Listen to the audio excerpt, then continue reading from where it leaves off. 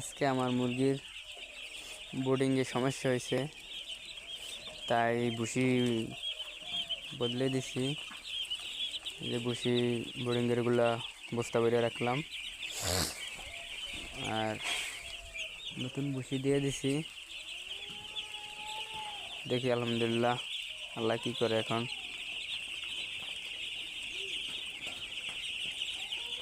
নতুন ভুসি পায়া সব খেলাধুলা করতেছে।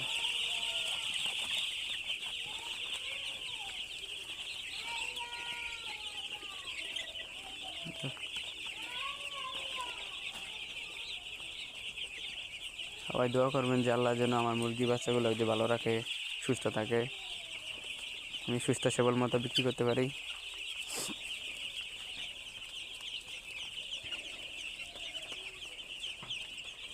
আজকে আমার মুরগির 5 দিন বয়স। এটির বাচ্চা আনছিলাম 900।